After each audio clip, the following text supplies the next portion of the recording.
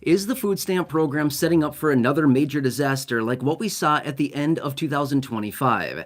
Well, that's a really good question, and what I want to focus on for you here in this video, as they're now deploying secret detectives or undercover investigators, as I talked about in that video this afternoon. And I've also had a number of you in this community reaching out that are very, very worried about this, and I want to explain the details of what is happening here, what this means for the beneficiaries, what it means for the overall food stamp program, those of you that have an EBT card, and what we can expect going forward. As again, yes, a major, major disaster, but does that mean that you, the beneficiary, are possibly going to have one of these special investigators or undercover detectives tracking after you? Really good questions, okay?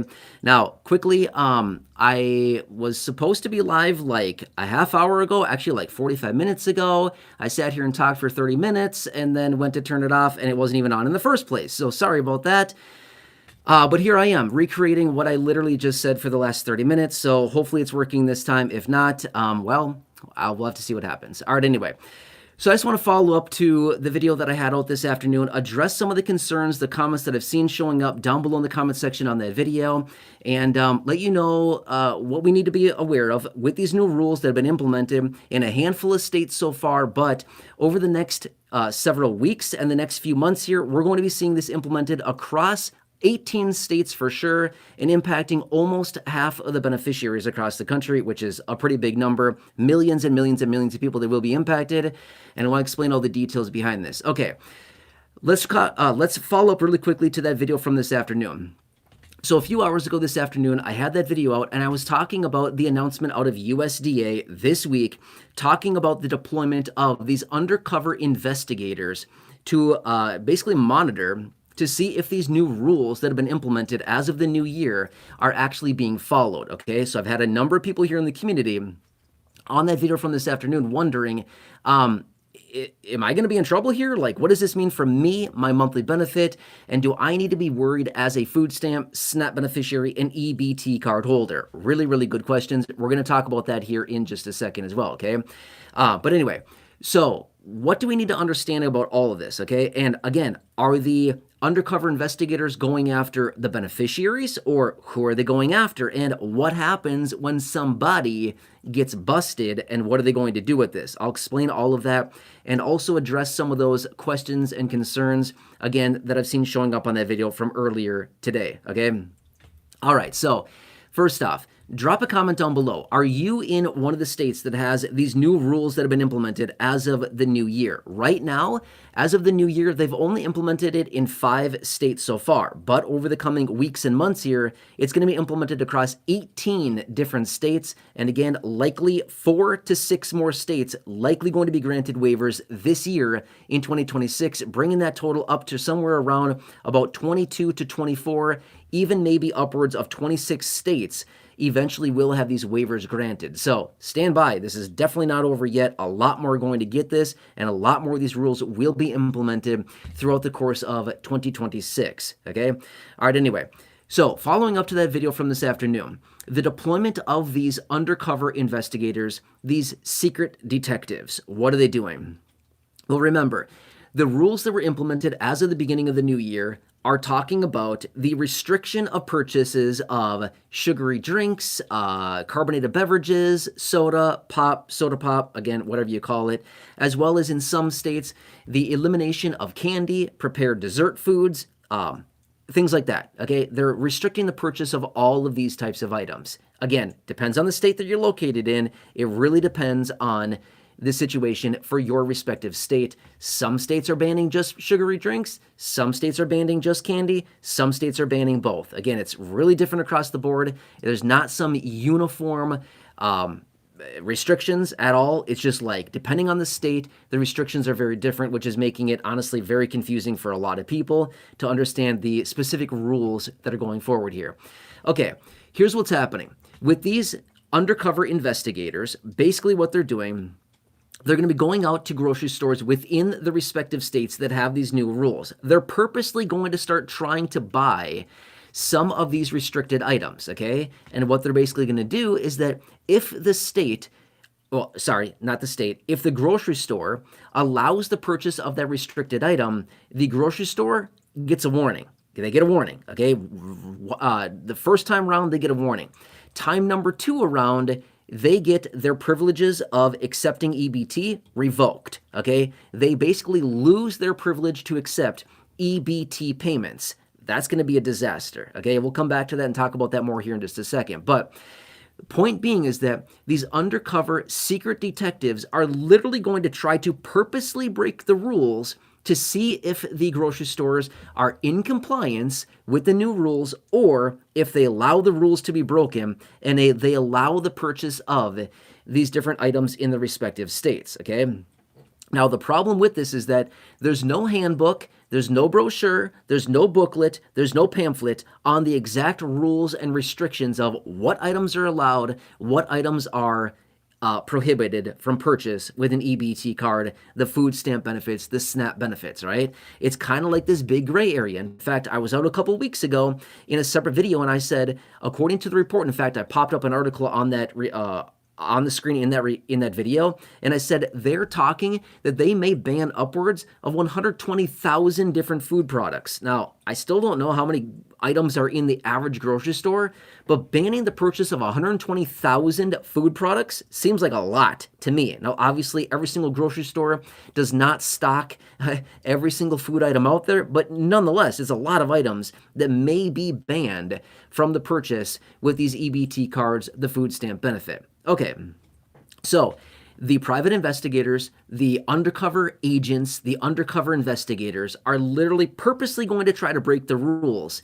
to see if the grocery stores are in compliance or if they break the rules, okay? Now remember, who's the one enforcing these rules? Is it, the computer system rejecting the purchases? No, it's actually not. It's the specific cashiers, the person that is doing the ringing up of the groceries.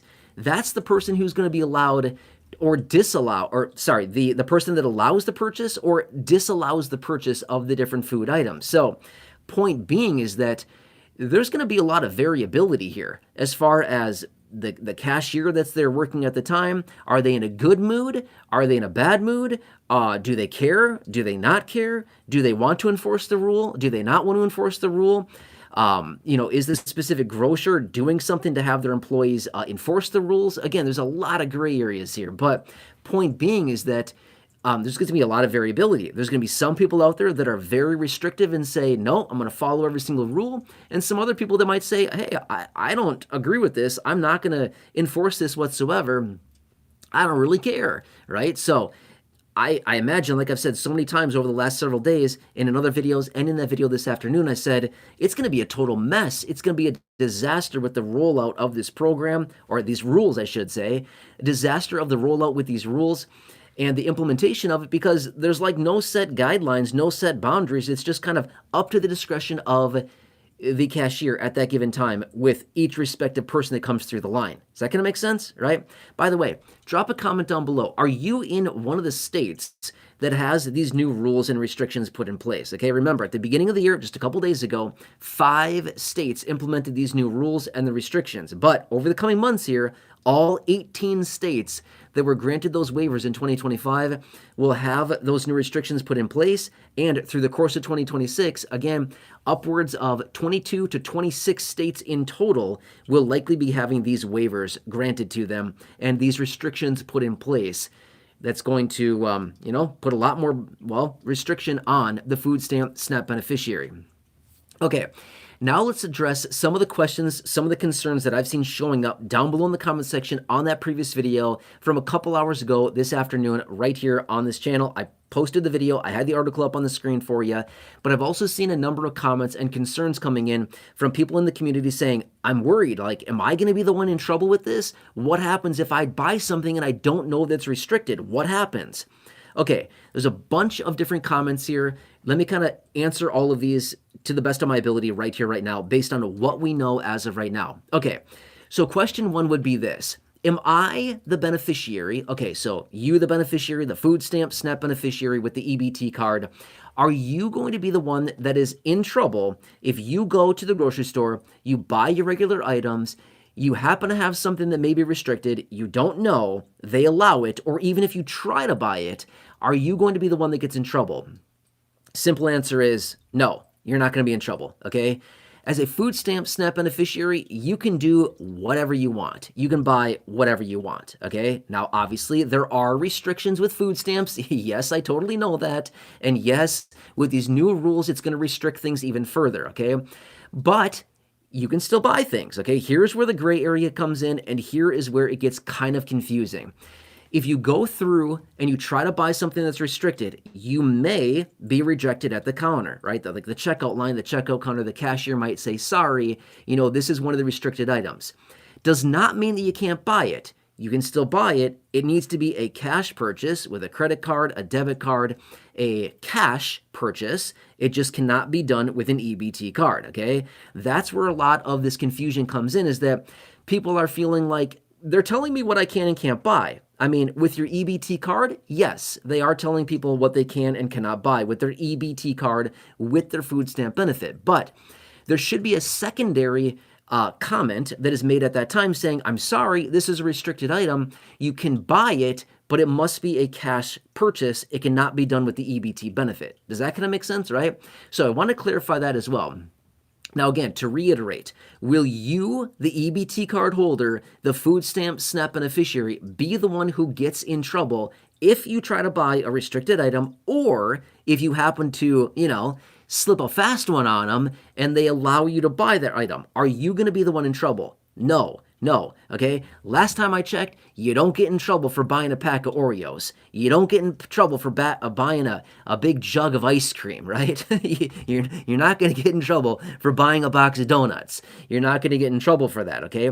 But the grocery store may be the one who gets in trouble if they get busted, okay? So if one of these undercover investigators, if one of these secret agent individuals slips by and buys something that is restricted, they're going to get that warning letter.